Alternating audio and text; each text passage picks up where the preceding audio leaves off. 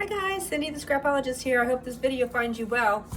I was flipping through some of my old Stamping Tin magazines and I came across one from 2014 and it was, let's see, I have the title here, How to Construct and Deconstruct a Cardboard Journal. And this was by Michelle Ward, who was a guest artist for them. I had seen this back in 2014 when I first got the magazine, but it really didn't appeal to me. I didn't do junk journals back then. I was more into traditional bookmaking.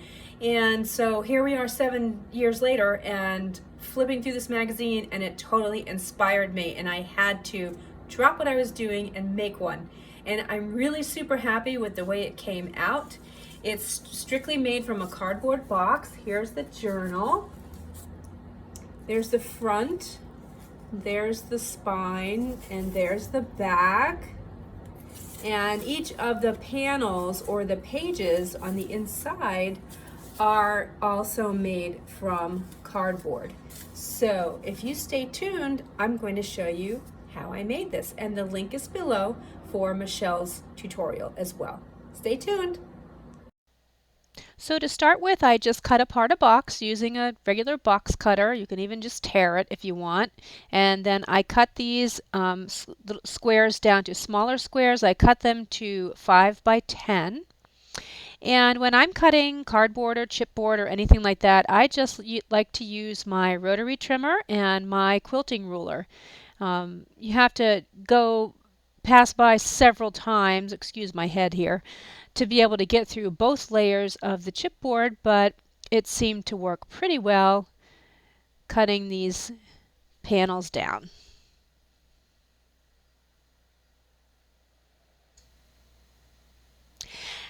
After I cut these down by 5 by 10, I decided that it wasn't a good size for me. Whoops.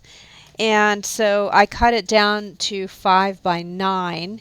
I'm just starting with 4 because this is a new project for me, and so I just want to make a prototype. So I have 4 5 by 9-inch pieces of cardboard. Then the next thing she does is she binds these together, and she uses something that looks really cool. It is packing tape, self gummed packing tape, I think you would call it. It's the kind that's brown. It has threads through it to make it really super durable and tough, and it has you wet it and then stick it to your package. So, and it looks really neat with this because it's packing tape going on a box, cut up box, but I don't have any of that. I use the plastic clear packing tape. So I'm going to try this with fabric. I have this fabric that I got it at a thrift store, and I don't like the feel of it. It's really super scratchy and starched feeling. I could probably wash it, but I'm just going to try cutting this down and using that instead. On I don't know the size of packing tape, but when I look at the picture, it looks like it's maybe let's say 2.5 inches, and then it needs to be the height of your book. So in my case, it's going to be 2.5 by 9, and I'm going to need to cut, because I have 4 panels, I'm going to need to cut I think 1, 2, 3 strips, and I'll show you why in a minute. So 2.5 by 10. Okay, I made a mistake the first time I did this, so you see the glue on there. I'm redoing this. I didn't realize that the fabric or the packing tape, whatever you're using, is going on the inside of each page. I thought it was going on the outside for the spine, but it's just holding the pages together. It's not going on the outside. So the first time I did it, I actually wrapped it around the 2 pages, which is not incorrect. So lay your first 2 pages flat like this and glue or tape your spine to those 2 pages.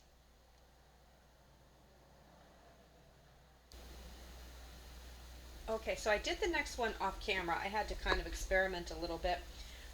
So this is what you're ending up with. You're putting these on the inside. Make sure they don't stick together.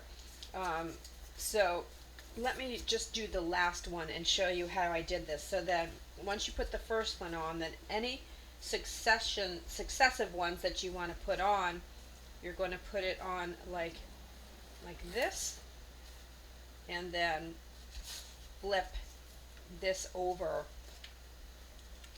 I'll show you.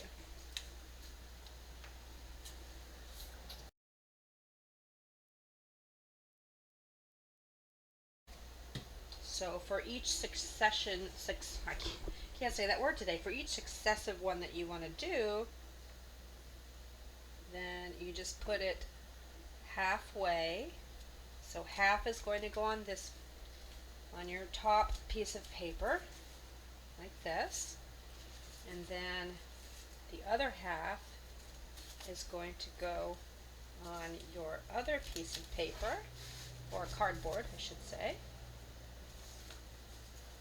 Flip it over and just make sure it's all nice and square. Press it down. I think in my case I should put this back in the book press. In your case, if you don't have a book press, you might want to take some binder clips and clip them all together. So let me go make sure that this is good and dry before we do the next step, but this is what your spine should look like. Okay, I'll be right back. Okay, well this is pretty dry. I didn't let it dry completely, but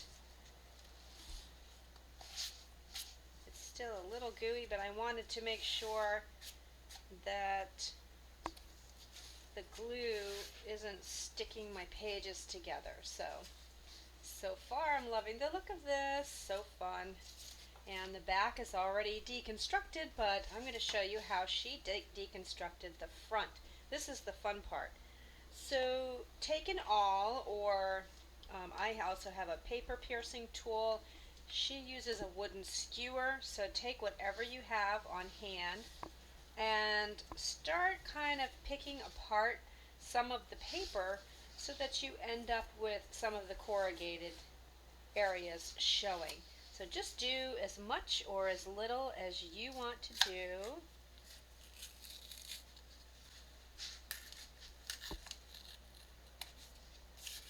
I think I just want to do my corners. Actually, I don't even need a paper piercing tool for this.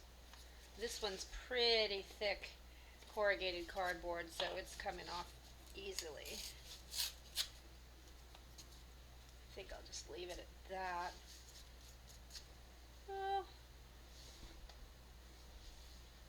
maybe I'll do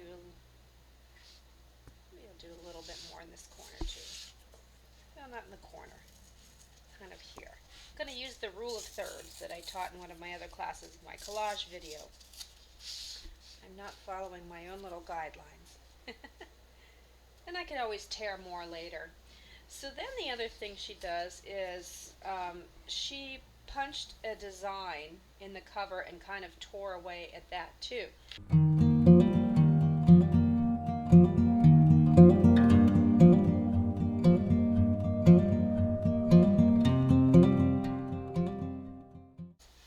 That's kind of a cool start. Now we need something over here.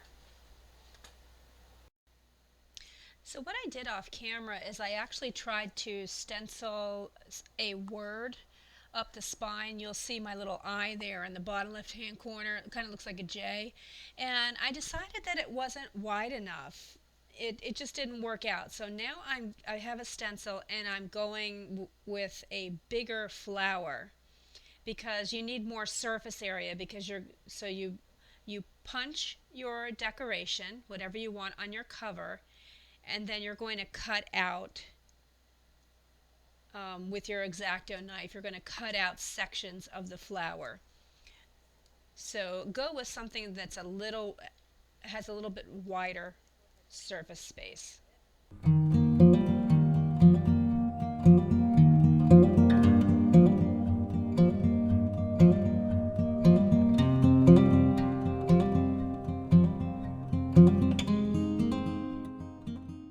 So now I have cut a flower in the book, and what I'm going to do is just pull off this outside portion, hopefully, and leave the little center of the flower there.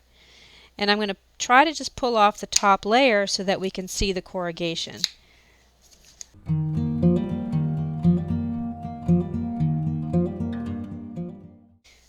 You know, actually, that's kind of pretty too.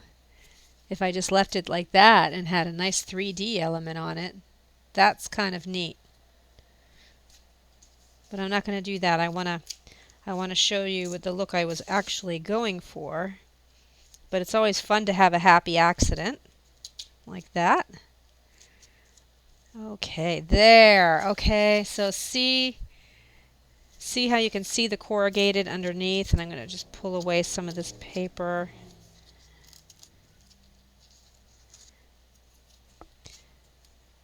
So there. I like that much better than this, than what I was about to do down there.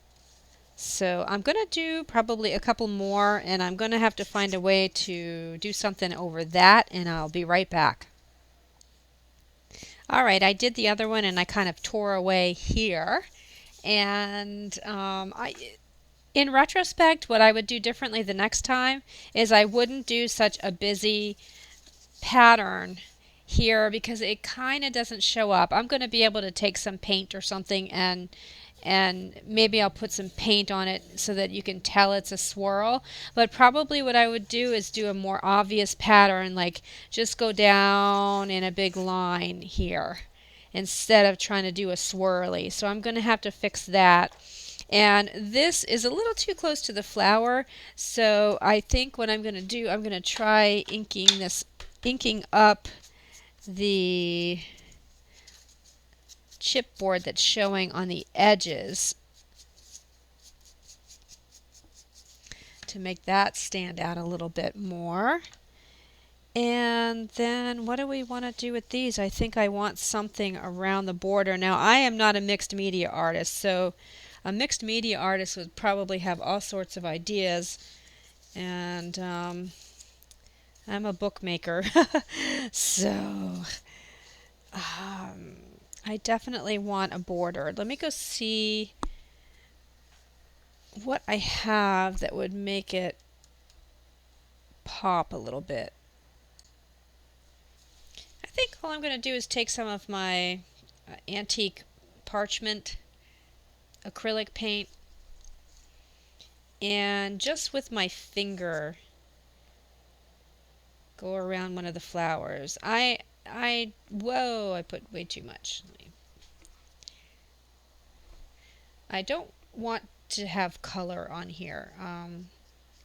You know, so I don't want to do anything that's,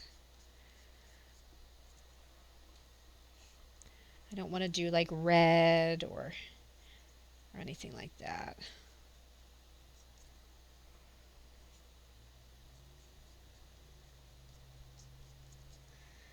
And I'm not liking this, so I'm going to mess it up a little bit. There we go. I like that better.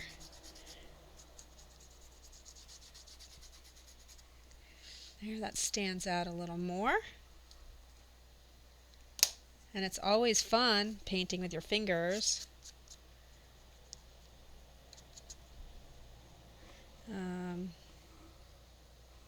Be a little more in the center here. That's a little too much, I think.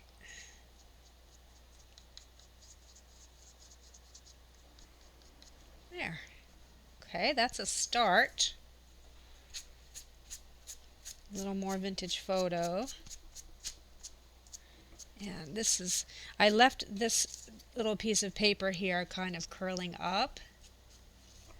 And as I ink it, I'm sort of trying to push it up a little bit. I think I want to do that here too.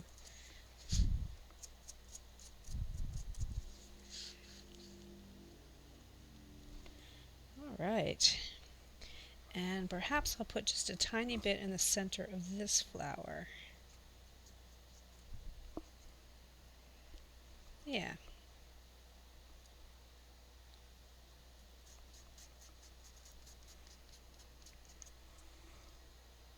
I don't want a lot. I don't want to do the same thing over here, but